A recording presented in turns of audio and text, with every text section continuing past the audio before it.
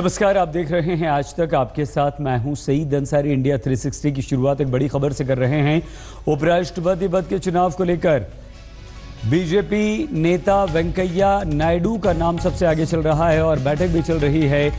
नाम पर अंतिम मुहर लगाने के लिए फिलहाल पार्टी संसदीय बोर्ड की बैठक दिल्ली में चल रही है, जिसे खुद प्रधानमंत्री नरेंद्र मोदी भी इस बैठक में मौजूद हैं और साथ ही साथ वेंकैया नायडू भी।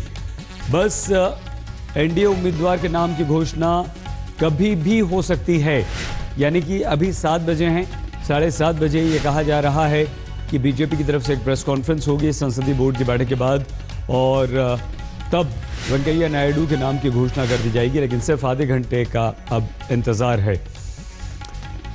हिमांशु हमारे संवाददाता इस वक्त हमारे साथ हैं। क्या ये माना जाए कि वेंकैया नायडू सबसे आगे चल रहे हैं, अंतिम मोहर उन्हीं के नाम पर लगेगी या कोई और नाम भी आ सकता है? हिमांशु बाहर। देखिए सईद, मैं आपको बता दूं कि जो हमारे सूत्र बताते हैं वो यही कह रहे हैं कि वेंकैया नायडू के नाम पे लगभग जो है अब मोहर लगने वाली है और थोड़ी ही देर के अंदर 7:30 बजे बीजेपी अध्यक्ष अमित शाह जो है वो प्रेस कॉन्फ्रेंस करके उपराष्ट्रपति पद का जो उम्मीदवार होगा उसका नाम अनाउंस करेंगे। और सबसे बड़ी बात यही है कि वेंकैया नायडू के घर पर पूरी तरीके से कहा जा सकता है कि तैयारियां हो चुकी हैं, आतिशबाजी की पूरी तैयारी हो गई है, मिठाइयाँ मंगा ली गई हैं।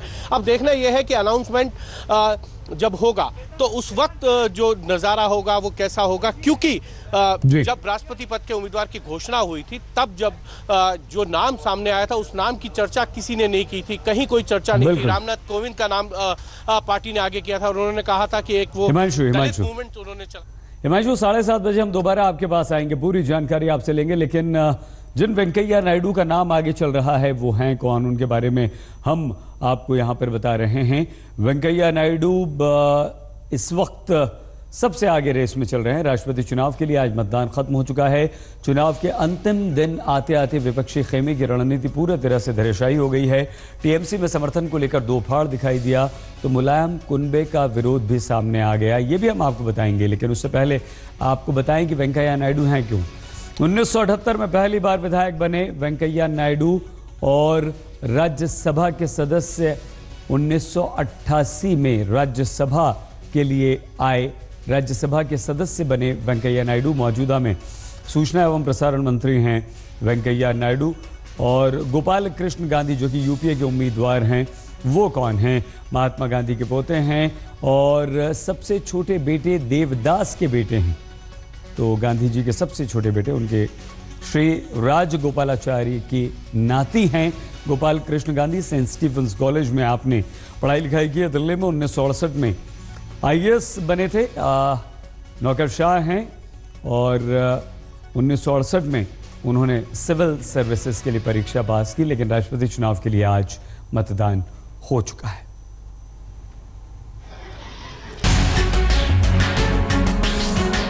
राष्ट्रपति चुनाव के लिए तयशुदा समय से तकरीबन 10 मिनट पहले ही संसद पहुंच जाने वाले प्रधानमंत्री अपने चेहरे से ये संकेत दे चुके थे कि राजनीति को साधने की लड़ाई वो जीत चुके हैं। अब राष्ट्रपति का चुनाव महज औपचारिकता है। यही सत्र है जब देश को नए राष्ट्रपति और नए उपराष्ट्रपति चुनने का अवसर मिला है। एक प्रकार से राष्ट्र जीवन के अत्यंत महत्वपूर्ण घटनाओं से भरा हुआ ये कालखंड है। मोदी के मास्टर स्ट्रोक ने विपक्ष की एकता को धराशायी कर दिया था।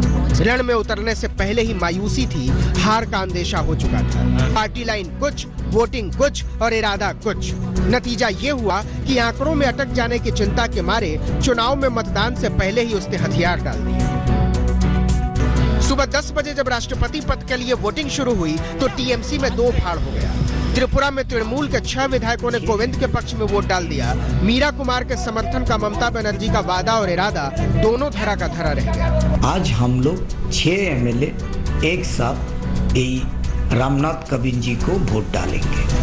आंकड़ों में बिहार के पूर्व राज्यपाल रामनाथ कोविंद की दावेदारी मजबूत है। उन्हें एनडीए के साथ साथ जेडीयू और बीजेडी का भी समर्थन हासिल हो चुका है। इसके अलावा टीआरएस, एआईएडीएमके के एक गुट और वाईएसआर कांग्रेस ने भी कोविंद के लिए कलाकारी दिखाई है। समाजवादी पार्टी में चाचा भतीजे के खेमे अपनी अपनी जगहों पर कायम। शिवपाल कोविंद के कसीदे पढ़ चुके हैं। योगी जी ने मुझे निमंत्रण भी दिया, बुलाया भी, जब मैं नहीं आ पाए तो योगी जी ने भी हमसे टेलीफोन से बात करी, रामनाथ कोविंद जी ने भी बात करी, तो और किसी ने हमसे वोट मांगा नहीं, राय भी नहीं ली।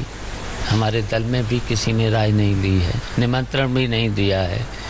कुल मिलाकर नरेंद्र मोदी की राजनीति और रणनीति दोनों कारगर होती दिख रही है। दलित बनाम दलित चेहरे की जंग में बिहार के पूर्व राज्यपाल की देश के सबसे बड़े संवैधानिक पद पर तरक्की तय दिख रही है। नतीजे अब सिर्फ ऐलान की औपचारिकता है, फैसला तय हो चुका है। नरेंद्र मोदी ने फिर से साबित कर दिया है कि चुनाव की बिसात पर उनकी चालों का जवाब विपक्ष के पास अभी भी नहीं है। दिल्ली से हिमांशु मिश्रा के साथ आज तक ब्यूरो। इस्तीफे की अटकलबाजियों के बीच बिहार के उप मुख्यमंत्री तेजस्वी यादव ने दो टूक ये कह दिया है कि इस्तीफे की कोई वजह ही नहीं है। इस्तीफा मीडिया की उड़ाई हुई खबर है। तेजस्वी की जिद के बाद नीतीश के सामने परीक्षा की कठिन चुनौती है।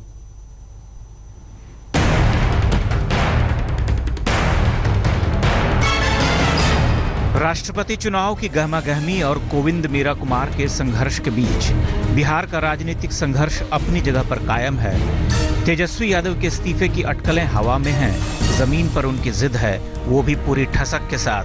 कहते हैं इस्तीफा मीडिया की अपनी खामख्याली है। That's only in media's head. यानी जेडीयू का जीरो टॉलरेंस अभी परीक्षण के दौर से गुजर रहा है। जो पैगाम पिछले दिनों दिया गया वो फिलहाल इस मुश्किल को मात देने की आशाओं से लैस हो गया है कि बीच का रास्ता निकल सकता है, क्योंकि बीच का रास्ता हमेशा होता है। एनडीए के नेता मानते हैं कि लालू प्रसाद यादव के खानदान में इस्तीफे की अपनी परंपरा है, जो जेल जाने के बाद ही पूरी की जाती है। अब दो बातें सामने हैं, या तो नीतीश कुमार आने वाले घंटों में कोई कड़ा फैसला करें, या फिर तेजस्वी के इस्तीफे का इंतजार करें, जिसकी संभावना कम है। फिलहाल महागठबंधन नीतीश की नीति और लालू की सत्ता प्रीति के बीच झूल रहा है। आज तक ब्यूरो।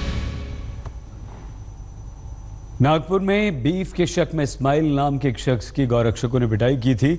आज इस्माइल से बरामद किए मांस को लेकर रिपोर्ट आई है कि वो बीफ ही था, लेकिन इससे आगे का सच ये है कि इस्माइल 12 साल से बीजेपी का कार्यकर्ता था।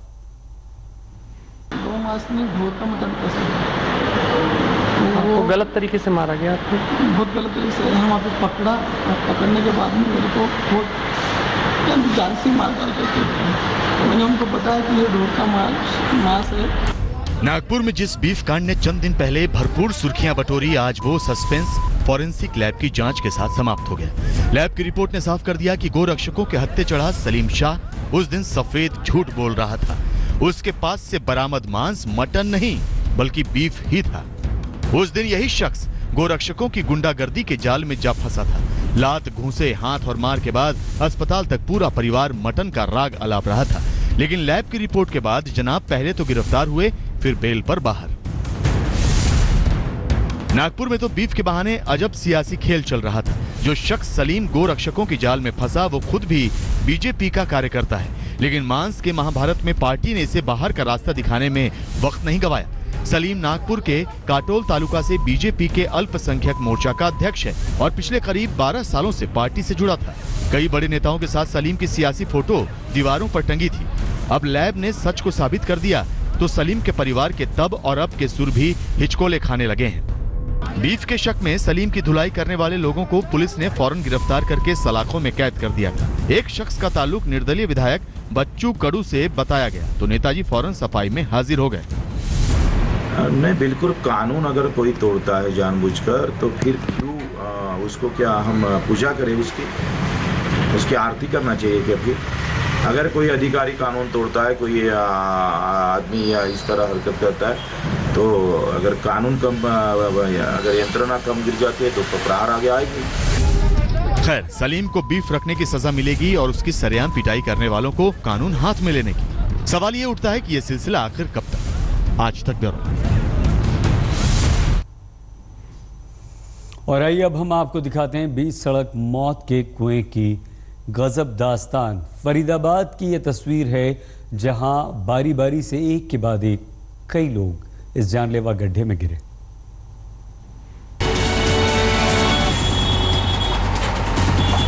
इन तस्वीरों को देखकर यही कहिए हुजूर, कि जान बची तो लाखों पाए और लौट कर इस गली में कभी ना आए, क्योंकि हरियाणा की खट्टर सरकार तो ये गड्ढा भरने से रही। ऐसे में सड़क के बीचों बीच बना ये गड्ढा किस हद तक जानलेवा हो सकता है, उसकी तस्वीरें देखते जाइए। 2 घंटे में कई लोगों की जिंदगी पर बनाई। देखिए, 11 जुलाई का दिन था और हरियाणा के फरीदाबाद में जोरदार बरसात हो रही थी। बरसात इतनी तेज थी कि सड़क पर पानी भर गया था। इस पानी के बीच में ये बुलेट वाले भाई साहब यहाँ से निकले, मगर गड्ढे में ऐसा फंसे कि उछल के दूसरी तरफ आ गिरे।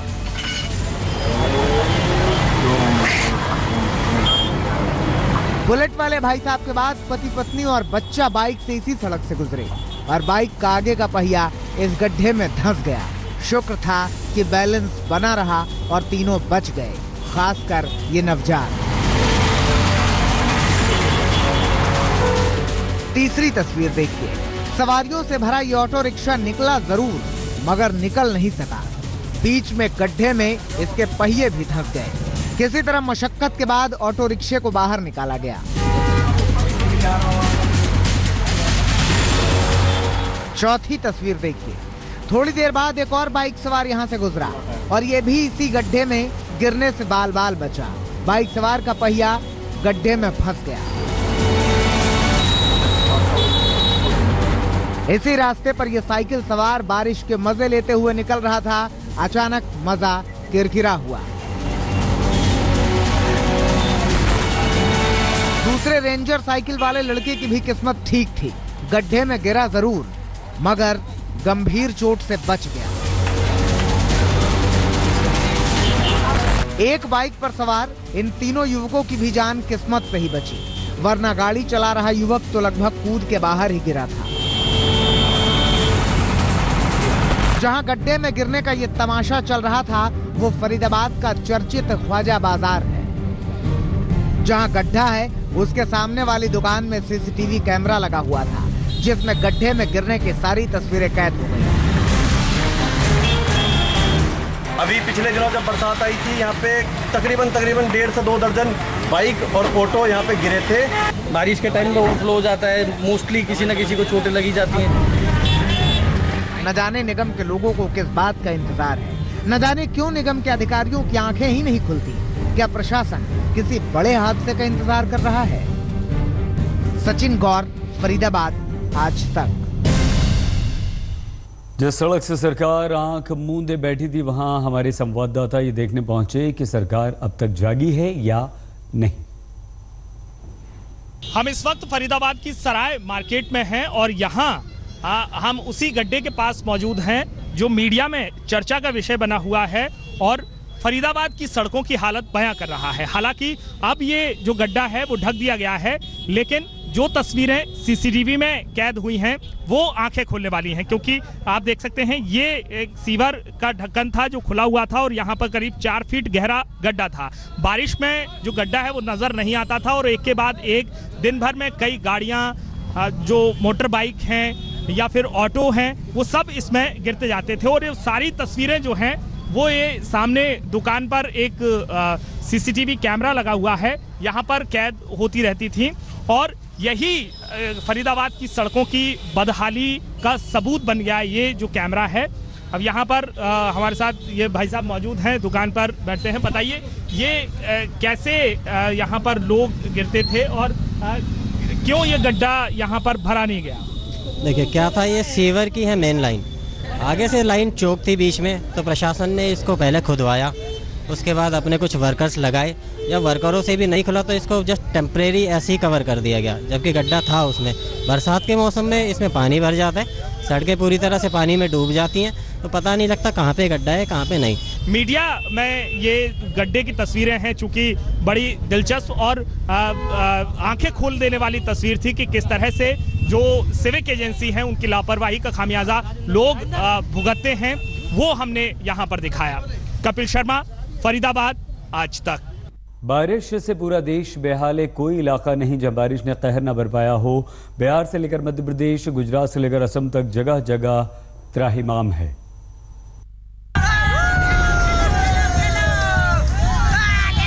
बिहार में बाढ़ की यह विनाश लीला है, जहां सब कुछ पानी के साथ बह रहा है। इंसान, मवेशी, फसल, यहां तक की इमारत भी। ये भागलपुर की तस्वीरें हैं, जिनमें आपको तबाही का एहसास दर्ज होता दिखेगा। बिहार के कई जिलों में हालात ऐसे ही हैं। असम के बोकाखाट में यही हालात है। धान की फसल को पानी मार गया है। जुगाड़ से बनाई गई नाव से एक जगह से दूसरे जगह जाने का सहारा है। मैं इस समय बोकाखाट के मास दलबा गांव में हूं और ये फेनी मेरे साथ हैं। ये केले का तना है जिसकी एक नाव बना करके हम फेनी के घर जाने की कोशिश कर रहे हैं।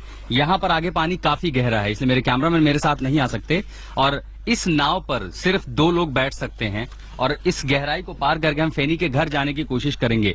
फेनी उन बाढ़ पीड़ितों में से एक हैं जिनका घर डूब चुका है, मदद अभी तक नहीं पहुंची है और घरों का बकाया सामान निकाल के ये लोग किनारे पर जाने की कोशिश कर रहे हैं। इस बुलेटिन में फिलहाल इतना ही। आगे आपके साथ होंगे हमारे स्पोर्ट्स एडिटर विक्रांत गुप्ता। देखते रहिए आज तक।